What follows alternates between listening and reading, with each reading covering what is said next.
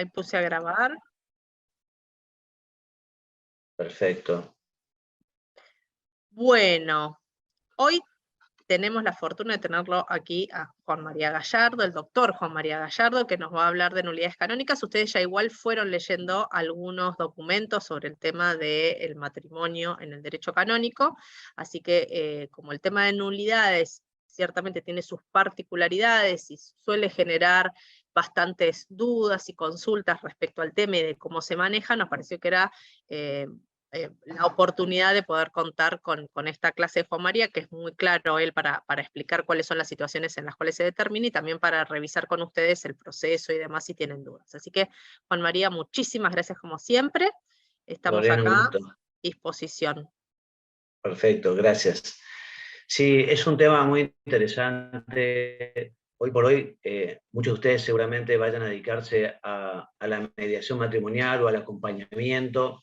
Ahora estoy dictando un curso para agentes pastorales sobre acompañamiento matrimonial y una de las cosas una clase que les di es sobre los caput nulitatis, con la idea de que tengan un cierto olfato canónico, una cierta nariz canónica, porque en ese acompañamiento, a veces cuando el matrimonio se quiebra, puede ser que efectivamente en el momento de su constitución, realización, en el momento del casamiento, haya habido algún impedimento o alguna causa que no haya permitido que se configure el matrimonio, ¿no? Porque esa es la gran diferencia entre un divorcio y una nulidad.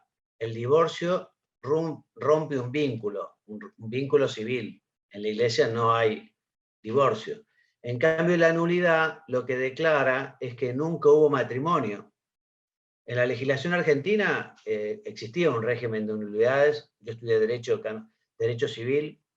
Me acuerdo, lo tuve a Jorge Massinghi, una eminencia en derecho civil, en derecho matrimonial, y él justamente aplicaba todo lo que era las nulidades en general de todos los actos civiles. De los actos civiles lo aplicaba también al matrimonio, porque también el matrimonio era un acto civil, ¿no? Ahora, después de la reforma del Código Civil de la época, digamos, de Alfonsín, y la verdad que todo esto quedó totalmente diluido porque las nulidades civiles prácticamente no existen y apareció un régimen, digamos, de matrimonio disoluble por naturaleza, porque incluso una persona que quisiera casarse civilmente de un modo indisoluble no podría. Yo hice mi tesis doctoral en Derecho Canónico justamente sobre este artículo que era el 230, que no permite a los cónyuges, digamos, un pacto de indisolubilidad, porque dice que es una cuestión de orden público, así como el trabajador no puede renunciar a su salario, como no se puede renunciar al nombre, en fin, tampoco se puede renunciar a la nulidad, no se puede renunciar a la libertad, digamos, de pedir el divorcio, porque el hombre, en definitiva, no conoce el futuro y no es verdaderamente libre para decir, en fin, pero esos son temas de derecho civil, derecho civil. El derecho canónico en la Argentina va completamente por otro lado, o sea, en España y en Italia, el derecho canónico y el derecho civil, por lo menos en lo que es la constitución, el casamiento, o sea, el matrimonio canónico tiene una validez civil en España, en Italia. En cambio, nosotros heredamos el régimen francés, en el cual justamente el matrimonio canónico no tiene ningún tipo de validez, o sea, no existe, es algo que no existe para el matrimonio civil, ¿no? En fin. Entonces les decía, el divorcio lo que hace es romper un vínculo. La nulidad es una declaración de que no hubo vínculo, no hubo matrimonio por algún problema. En esta clase básicamente les voy a hacer una enumeración de los caput nulitatis o capítulos de nulidad o motivos de nulidad, ¿no? Que no son demasiados.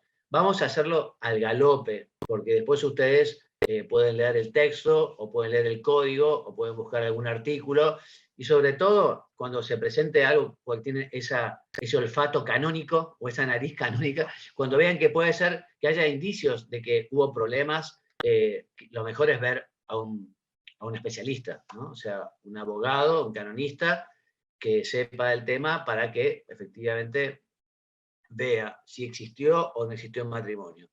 acá lo importante es la búsqueda de la verdad.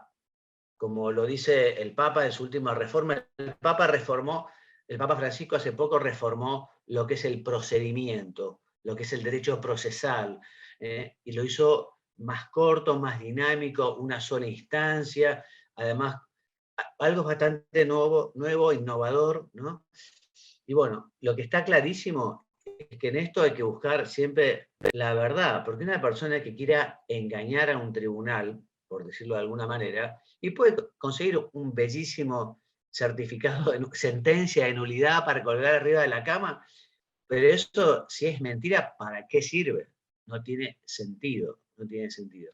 Entonces, es la búsqueda de la verdad, y además buscando la verdad, Dios se manifiesta a través de esto, ¿no? A través de la búsqueda de la verdad. Entonces les decía, vamos a hacer un recorrido veloz por los caput nulitatis, que tradicionalmente se pueden dividir en tres grandes partes, ¿no? Por un lado, tenemos las nulidades sobre las personas, que son los impedimentos incapacitantes, ya veremos, o la incapacidad psíquica, ¿no? Es todo un grupito, por decirlo así, de caput nulitatis. Después, ex parte consensus, que son los vicios o defectos del consentimiento. Un tema importantísimo, porque el matrimonio nace con el consentimiento. Si no hay consentimiento matrimonial, no hay matrimonio. Es una persona que se casa porque quiere un pasaporte, una nacionalidad, o una persona que se casa porque y no quiere tener hijos, o no quiere ser fiel, o nunca. Entonces, discúlpame, pero vos no te casaste porque vos no tenés un consentimiento, vos no quisiste casarte. Es como, podríamos decir una analogía, como el que se equivoca lo que es la locación con la compraventa, ¿no? La compraventa y la locación o alquiler son dos cosas diferentes, ¿no? Entonces, para casarse hay que tener un consentimiento matrimonial. Si está viciado por violencia, por ejemplo, por inmadurez, y bueno, no hay verdadero consentimiento, ¿no? Y después están los llamados defectos de forma, ¿no? O sea que también hay vicios en la forma. Hay que cumplir unas ciertas formas canónicas para la validez. Y esto sobre todo desde el Concilio de Trento, porque antes existían los matrimonios en secreto y era todo un tema complicadísimo. Entonces la Iglesia puso para la validez la necesidad de una cierta forma canónica, ¿no? Que está vinculado justamente con su publicidad. Entonces empecemos, les decía, con la primera parte, que son esa incapacidad psíquica para dar un consentimiento válido. Y esto fundamentalmente se manifiesta en un canon que es en 1095, que hoy es el motivo más frecuente de nulidad, el canon 1095, y dice así: son incapaces de contraer matrimonio, 1, quienes carecen de suficiente uso de razón; 2, quienes tienen un grave defecto de discreción de juicio acerca de los derechos y deberes esenciales del matrimonio; y 3, quienes no pueden asumir las obligaciones esenciales del matrimonio por causa de naturaleza psíquica, ¿no? Obviamente, en todo proceso se necesitan pruebas, ¿no? O sea, las pruebas hay que probarlo. En principio se considera que una persona ya puber, mayor de edad, ya tiene esa capacidad, ¿eh? Pero justamente puede haber un defecto grave de discreción, ¿eh? O puede justamente no tener la capacidad para asumir las obligaciones, ¿eh? No tiene la capacidad para llevar adelante una familia, para criar unos hijos, para tener un cónyuge, ¿no? En fin, esto de la prueba, en este caso muchas veces es una prueba pericial vinculado a lo psíquico, ¿no? Vinculado justamente a la psicología. Ahora, este es un tema importantísimo. La cuestión de la madurez para contraer matrimonio es fundamental. No es que haga falta una madurez así, porque creo que maduros al final nos morimos todos medio inmaduros, ¿no? Pero hace falta una básica, digamos, o una mínima, o una capacidad.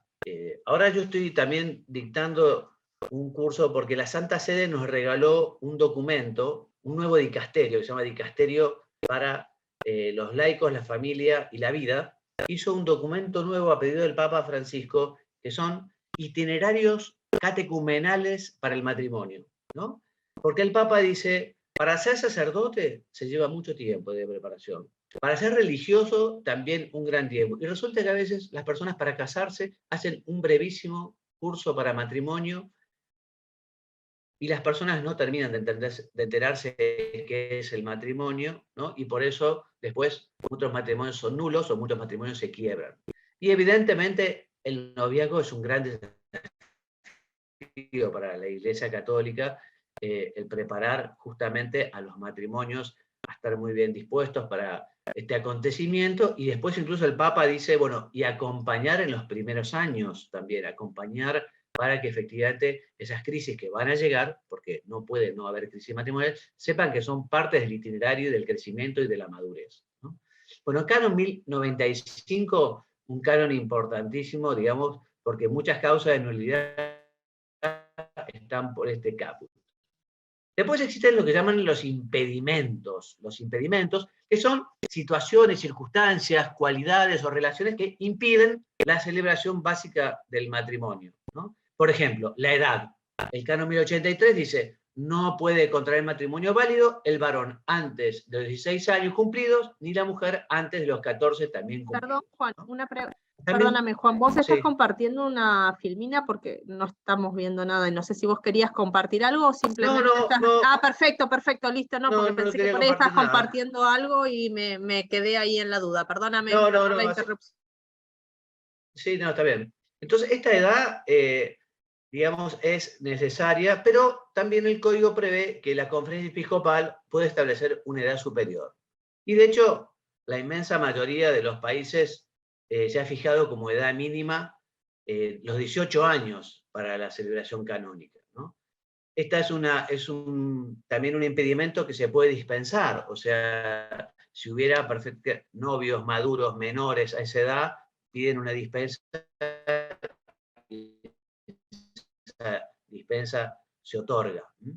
La impotencia, canon 1084, que dice que la impotencia, cuando es antecedente y perpetua para realizar el acto conyugal, tanto por parte del hombre como de la mujer, hace nulo el matrimonio.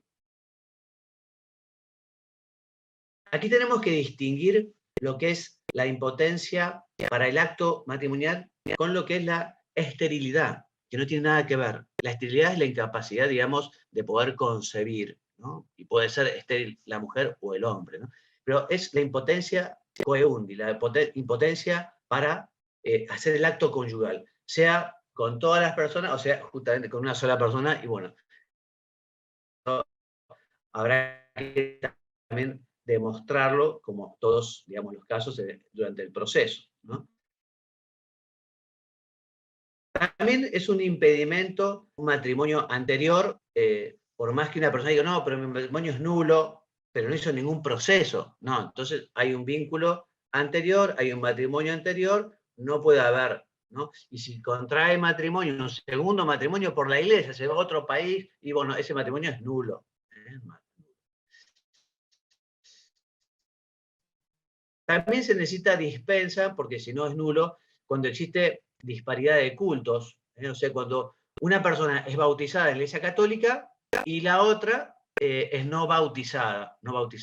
Entonces, en principio, no se pueden casar, pero también es dispensable en el, digamos, en el acta que se va a realizar en la parroquia, que se pone toda la documentación, hay que pedir la dispensa al obispo que la da, ¿no? Disparidad de culto. Y también, digamos, si hay un católico con otra parte que es bautizada pero no católica, también hay que pedir una dispensa, ¿no? Y los requisitos para dar la dispensa es que el cónyuge católico se tiene que comprometer a que va a cuidar y a conservar su fe y que va a procurar que sus hijos sean también llevados por la fe católica. Y el no bautizado o no católico tiene que tener conocimiento de ese compromiso que es el católico. ¿no? Y eso, bueno, eso está todo en el expediente matrimonial. Después, otro impedimento es el voto de castidad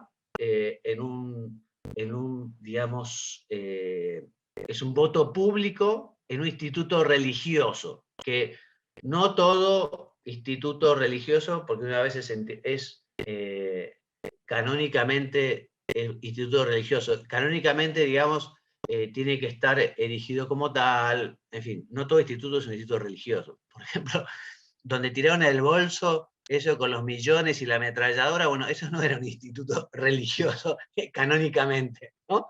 Entonces, y tiene que ser no cualquier tipo de voto, sino un voto perpetuo, voto de castidad perpetuo. El instituto religioso lo dice el canon 607.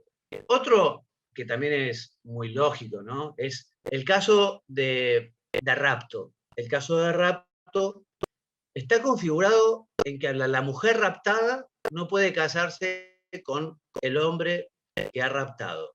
En ese sentido, el código nos discrimina un poco, o los discrimina a los varones, porque no habla en el caso de hombre raptado, ¿no? Es mujer raptada, no puede casarse con quien ha cometido el rapto.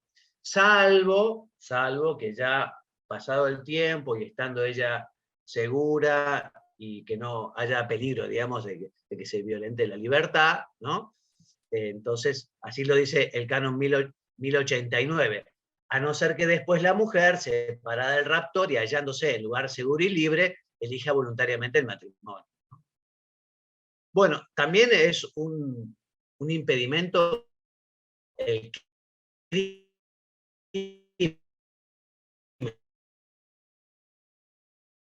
casar, o tanto si esa señora mata a su propio marido para que, bueno, entonces esto es un caput nulitatis. Si se casaran, es nulo. Y además esto no es dispensable.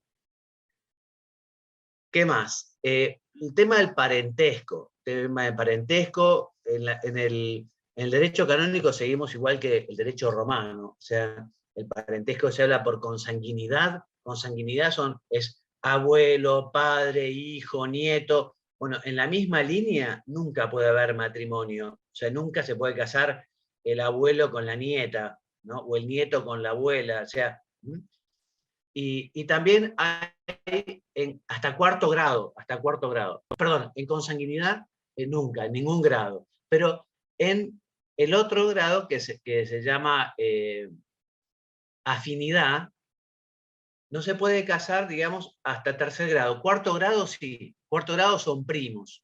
La forma de contar se va hasta el nivel superior que une y después se baja. Por ejemplo, primos son padre, abuelo, tío, primo. Entonces son 4, ¿no? Y se puede dispensar, ¿no? Tuvieron los alumnos, la primera clase fue de parentesco, así que ya están súper entrenados en la forma, así que con los colaterales lo tienen recontra claro. Hasta ahí llegan. Bueno, desde el derecho romano que lo llevamos es igual. así. Exacto. Y para entonces, todos los países, porque tenemos alumnos chilenos también, así que sirve para todos los que estemos acá. Y ecuatorianos, creo también. Entonces, repetimos. Por consanguinidad, en línea recta, es nulo el matrimonio entre todos los ascendientes y descendientes. Y por afinidad, en línea recta, dirime el matrimonio en cualquier grado. La afinidad se refiere a los parientes consanguíneos de la mujer o del marido. Lo mismo sucede cuando no ha habido matrimonio, pero ha habido, digamos, una unión. Entonces habla de pública honestidad, en el sentido de que no hubo matrimonio válido, pero ha habido vida en común, han vivido en un concubinato notorio o público. Después el parentesco legal, esto también funciona en el derecho civil. En el derecho civil, por ejemplo, tampoco en principio se puede casar el padre adoptante con la hija adoptiva, ¿no? O sea, el parentesco legal, la adopción funciona como igual que la relación con los consanguíneos y con los afines, ¿no?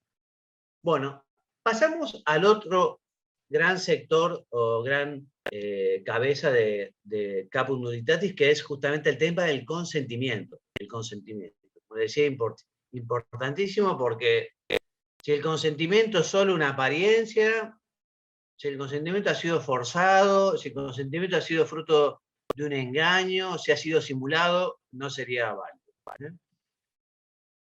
Además,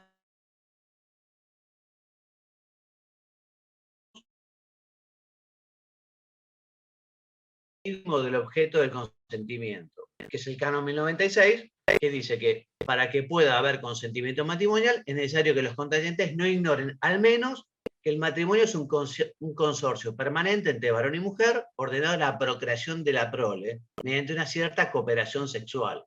Que eso evidentemente se presume ya desde la pubertad, ¿no? Pero puede ser que alguien llegue al matrimonio, quizá justamente alguien que tiene algún defecto psíquico y que no sepa que el matrimonio es eso, que piensa que es como el jardín de infantes, ¿no? Que va a tener una maestra que lo llevará de la mano, pero no tiene ni idea de lo que es el matrimonio, una ignorancia, ¿no? Pero es extraño. Bueno, todo esto es para casos extraños, digamos, las nulidades, no son todos para casos. Después es el error en la persona. Resulta que yo me casé con Marita, y ella tenía una hermana gemela que nunca había conocido, que se llama Rosario, y resulta que me hicieron el cambio. Bueno, es rarísimo, ¿no? El error de la persona, pero bueno, puede llegar a pasar. En cambio, un error en la cualidad esencial no hace nulo el matrimonio. Salvo, ya lo veremos después, que se haya buscado esa cualidad esencial. O sea, una persona que en realidad le importaba más la cualidad que la persona. Yo no quería, a mí me daba lo mismo si era Juan, Pedro, Santiago. Yo lo que quería era casarme con un ingeniero, o con un militar, ¿no? O con un astronauta, no sé. Es una cualidad que realmente era esencial, ¿no?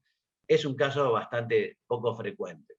Después, un error doloso. El error, digamos, es buscar o engañar a la persona para extraerle el consentimiento, ¿no? O sea, el típico caso de una persona que tiene una doble vida absoluta, ¿no? O sea, se presenta como una persona normal, un gentleman, y resulta que es un asesino, narcotraficante, que nunca le dijo absolutamente nada, porque si se llegaba a enterar de quién era, no se iba a casar ni loco, ¿no?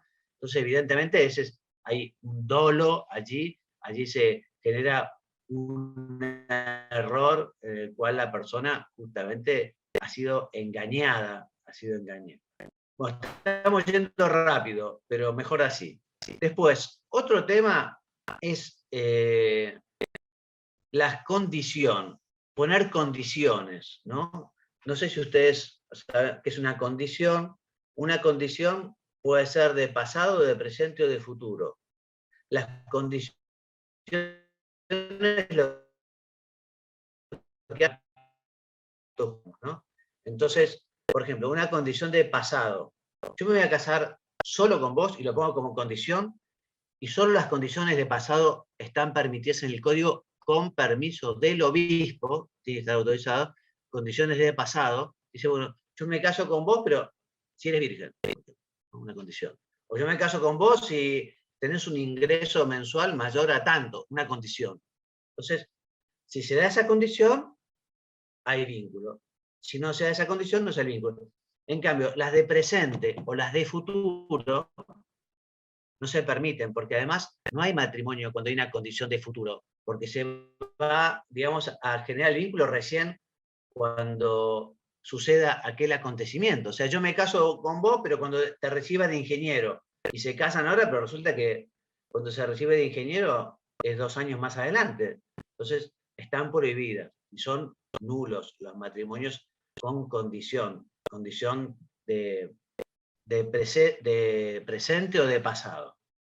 Bueno, la violencia o el miedo grave, ¿no? Se habla de miedo grave o violencia proveniente de una causa externa, incluso no inferida con miras al matrimonio. Una persona que quiere realmente huir de su casa y el único medio es casar, huir, ¿no? Y bueno, o la joven que se quedó embarazada y el padre le dice, vos mi hija, o te casás, o sabés qué, ¿no? Entonces, bueno, evidentemente ese consentimiento ahí sufre una violencia que hace nulo el matrimonio. ¿no? Por eso dice, es inválido el matrimonio contraído por violencia o medio grado. Y después, por último, les decía los caput militaris o el caput militati por el tema de la forma canónica. La forma canónica, les decía, el Concilio de Trento para los católicos hace la obligación de una forma. Entonces, eso quiere decir que el consentimiento tiene que ser manifestado ante el clérigo competente, porque en el matrimonio, es muy factible que todos lo sepan, los ministros son los contrayentes, los ministros. El ministro no es el sacerdote es un testigo cualificado, ¿no? Entonces Trento puso como condición la necesidad de el testigo cualificado y otros dos testigos. Por eso dice el canon 1108, solamente son válidos aquellos matrimonios que se contraen ante el ordinario lugar, o el párroco, o un sacerdote, o diácono delegado, y ante dos testigos. Acá un tema muy importante es el tema de que el testigo cualificado tiene que tener jurisdicción en el ámbito, por eso lo clásico es que sea el párroco. Si no es el párroco o el obispo del lugar, y viene otra persona de otro lugar, tiene que recibir la delegación, que puede ser verbal cuando es un solo matrimonio, y tiene que ser por escrito si resulta que esa persona se va a dedicar a hacer muchos matrimonios en esa parroquia o en la diócesis, ¿no? Así que es necesario. Ahora, a veces los defectos de forma se pueden sanar también, se pueden sanar en la raíz, porque, por ejemplo, fue un sacerdote que no sabía, que necesitaba la delegación, ¿no? Ha pasado incluso un nuncio que va y celebra un matrimonio y resulta que no tenía la delegación. Entonces, ese defecto de forma se puede arreglar también formalmente. Formalmente se puede arreglar. Incluso sin que siquiera se puedan enterar los cónyuges. Entonces, la forma arriba establecida se va a observar si al menos uno de los contrayentes fue bautizado en la Iglesia Católica. Bueno, así hemos dado un vistazo general a los caput militatis. Ahora me gustaría aprovechar para abrir los micrófonos y que ustedes puedan preguntar un poco. Les decía que ha cambiado la parte del proceso. Antes había dos procesos, dos sentencias. Ahora es una tribunal, un grupo pastoral que acompañe a aquellas personas que pueden hacer una investigación previa. En fin, se está poniendo también en práctica porque es muy nuevo esto, ¿no? Entonces, todavía no hay gran experiencia. Bueno, he querido ir un poco rápido a propósito porque la idea era un pantallazo para que pues ustedes ya puedan profundizar lo que les parezca oportuno. Así que bueno, ¿quién quiere? Lucas Andrés Lombardo, ¿dónde estás vos? ¿Sacerdote, colega? Yo soy vicario parroquial, soy de la Arquidiócesis de La Plata. Ay, mira qué bueno. Espectacular. Bueno, ahí mi gran amigo es el vicario judicial, ¿no? Que es un gran amigo mío, sacerdote, que ya va a salir el nombre. Siempre que digo un gran amigo me olvido el nombre. Javier Fronza. Javier Fronza, sí. Es amigo mío también. Gran valor, un tipo muy bueno y muy inteligente y muy organizado. Nos conocíamos los dos de antes de ser sacerdote. Así que... Sí, me dijo. Sí. ¿Alguna pregunta, Lucas? No, por lo que estuve leyendo y por lo que... ¿Se entiende? Un poco del material no he tenido demasiadas dudas. Lo que por ahí tengo una duda en una cuestión práctica, sí, es en la autoevaluación de la unidad, si se va a habilitar o no, eso porque la veía deshabilitada. Ajá. Eso. Me parece que no, yo por lo menos... Ya está habilitada, ¿eh? ¿Ya está habilitada? Sí. Perfecto. Bien. Yo tengo una pregunta. A ver, Mónica. Me gustaría saber cuánto dura un proceso de nulidad. Bueno, justamente eso es lo que yo también querría saber, porque No, porque justamente el Papa lo que ha querido es tratar de acortar los plazos. Antes duraban más o menos 2 años, más o menos. Ahora depende qué tipo de proceso sea. Si es el proceso normal o hay unos procesos abreviados. Y hay unos procesos que son rapidísimos, que son documentales, cuando hay una documentación así es casi express, ¿no? Pero justamente depende un poco de qué tipo de proceso y justamente la parte de la prueba. Lo que se ha pedido mucho, lo que ha pedido mucho el Papa y lo que he estado leyendo es que pide que se comprometa mucho el obispo. El obispo se tiene que comprometer como pastor y habitualmente los obispos, si hay algo que no tienen, es tiempo y además no muchos saben tampoco de derecho canónico. Por eso también el tribunal tiene que facilitarle mucho al obispo, ¿no? Para que pueda tomar esa decisión. Pero como yo no estoy en un tribunal, tampoco te puedo decir. Lo que sí sé es que no ha habido muchos procesos abreviados por ahora. Así que, pero más o menos en teoría no debería pasar de 2 años. Pero bueno, a veces depende un poco del tribunal también. Muy bien. Una consulta. Gracias. Sí. Perdón que todavía no termino de entender el tema de los nombres, pero usted mencionó recién como un requisito o una nulidad de pasado, de presente, de futuro. Sí, ¿Podría una poner condición.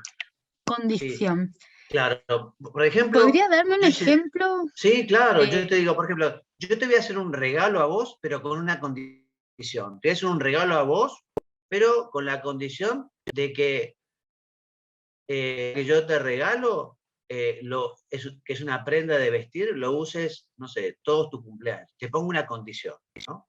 Entonces, hay donaciones que tienen una condición, que se llaman donación con cargo. Y hay actos jurídicos que para que justamente se realicen se tiene que cumplir esa condición. Entonces para las condiciones de pasado que se pueden realizar pidiéndole permiso al obispo, yo por ejemplo, un novio le dice a su novia, bueno, yo me quiero casar con la condición de que si eres virgen, me quiero casar con vos.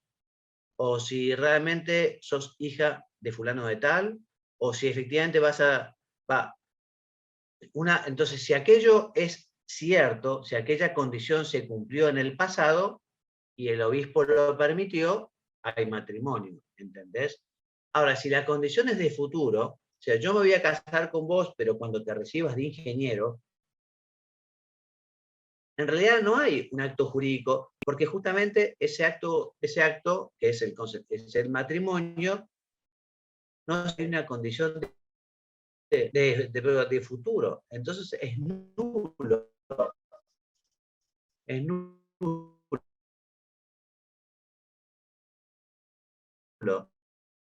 En el Código Civil argentino todo esto también existía. El Código Civil argentino, antes de la reforma de Alfonsín, tenía todo un régimen de nulidades y eran prácticamente igual que las nulidades canónicas, eran muy parecidas. Así que. Bueno, Gustavo Juan Pérez, ¿alguna pregunta? Mariana Frugotti, ¿alguna pregunta? Carmen. No, me quedé tal vez pensando en lo que dijo respecto al tema de la impotencia. Creo que ahora el Código Civil en la Argentina ya no lo toma en cuenta. Eso se mantiene en el derecho canónico, pero en el nuevo código ya no es, digamos, un impedimento. Claro. Sí, el nuevo código, por ejemplo, tampoco el nuevo Código Civil argentino, antes estaba el tema de la separación. Ahora es el divorcio, porque es más fácil divorciarse que separarse, o sea, jurídicamente en el derecho civil. El derecho canónico también prescribe la separación por causa grave. O sea, la Iglesia no te obliga a permanecer junto con tu cónyuge cuando tu cónyuge te ha sido infiel, o cuando tu cónyuge es de una toxicidad que te hace daño a la salud. O sea, por algunos motivos, uno puede decir, bueno, yo me voy a separar. Esa separación muchas veces está ligada a que esa persona se pueda llegar a curar, o cambiar, o no, depende. Pero hay también un pequeño, digamos, proceso ante el obispo. Esto nadie lo hace, ni nadie lo sabe tampoco, ¿no? Que en el código se prevé también la separación canónica, permaneciendo el vínculo. Perdón, respecto a ¿Alguna eso, idea, Mariana? perdón, Juan, simplemente para sumar a lo que dijiste recién, ustedes saben que en el derecho civil también existe el tema de las nulidades, pero tal como dice el padre Juan María, no se practican porque es Yo un te proceso... escuché todo cortado. No sé ¿me escuchan mal? Pero No, no sé si nosotros te es el padre... escuchamos bien. Entonces es problema de Juan María. Entonces, les Sí. decía, en el derecho civil pasa un poco lo mismo. El problema es que en vez de tomar el camino más largo, tal como dice él, la gente recurre al divorcio porque es mucho más sencillo y a partir de la reforma del 2015 no es necesaria la expresión de causa, simplemente me divorcio porque me quiero divorciar. Y tampoco tienen que estar de acuerdo. Uy, se cayó el padre, lo perdimos al padre. Tampoco, digamos, hay que justificar ni tienen que estar de acuerdo los dos. Puede uno solo determinar que quiere divorciarse y se presenta para divorciarse. Entonces, ahí también está la diferencia. Antes existía, como dice Juan María, la posibilidad de optar por separarse o divorciarse. Hoy, conforme a nuestro código, la separación desapareció y antes uno, pasado una determinada cantidad de años desde que se había separado, legalmente, eso podía convertirse en divorcio vincular. Bueno, hoy ese paso ya no existe y uno automáticamente se divorcia.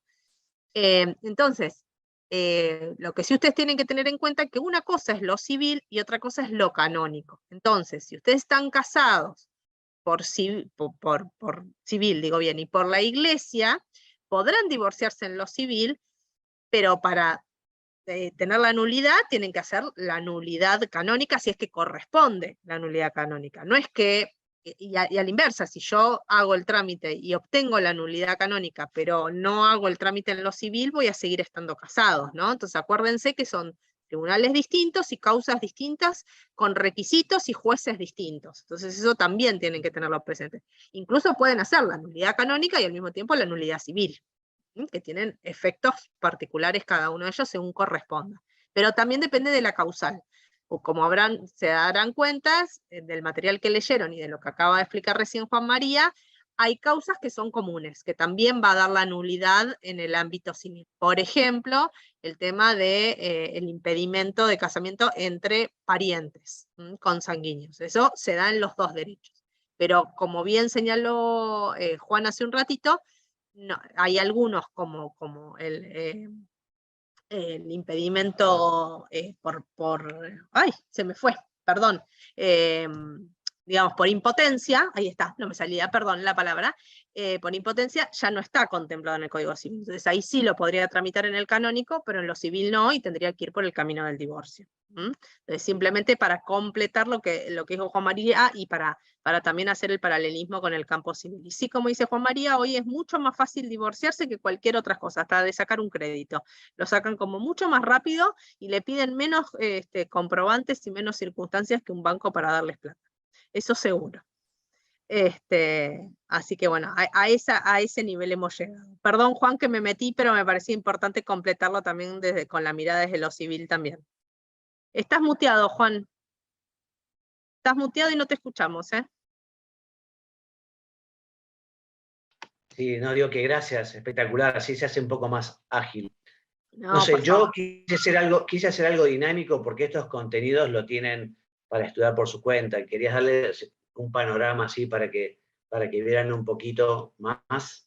Y nada más. Yo por mí no sé si vos, Lorena, querés que agregue algo más. No, alguien... si hay pero... alguna duda del material de estudio que tienen en el aula o quieran completar, amén de que esté el foro, si alguna duda quieren traer aquí, exactamente, nos pueden escribir, o si quieren que veamos algo acá, también, con gusto. Una cosita, padre, yo vi los videos suyos de YouTube, están muy claros en eso yo lo noté. Así que buenísimo. los vi a los 3 o 4 Gracias. que habían subido, entonces... Sí, buenas tardes. Buenísimo. Yo también los vi Buenísimo. y nosotros estamos trabajando en acompañamiento a novios, en la preparación inmediata al matrimonio y en cursillos prematrimoniales, y son temas Muy que bueno. no sé si ya lo dijeron porque entré tarde, pero tenemos una charla específica sobre el tema del sacramento y no sabemos por ahí, el sacerdote que vino últimamente a dar la charla, más que hacer hincapié en el tema de la nulidad, hizo hincapié en el tema de la validez del matrimonio. Estuvo buenísimo, y nos parece que son cosas que por ahí uno no los prepara o no se las da a conocer a las personas que se están preparando para recibir el sacramento del matrimonio, y que son sumamente importantes. Así que muchísimas gracias. Bueno, que Dios los bendiga. Cualquier cosa, estamos. Si quieren más material, pueden acudir a mí. Si no, yo les recomiendo el sitio que se llama iuscanonicum.org, que lleva un sacerdote amigo mío, Pedro María Reyes Vizcaíno. Ius Canonicum, espectacular ese sitio, tiene muchísima información, toda muy clara, muy actualizada y fácil. Juan, como se te corta un poco la voz, si querés escribirlo en el chat para que ellos tengan ahí la dirección y no haya dudas. Sí. Así lo tienen.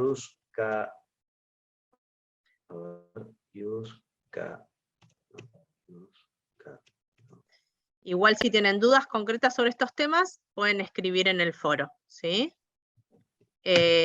Daniela, ¿vos terminaste de entender entonces lo de la condición? Perfecto, buenísimo, buenísimo.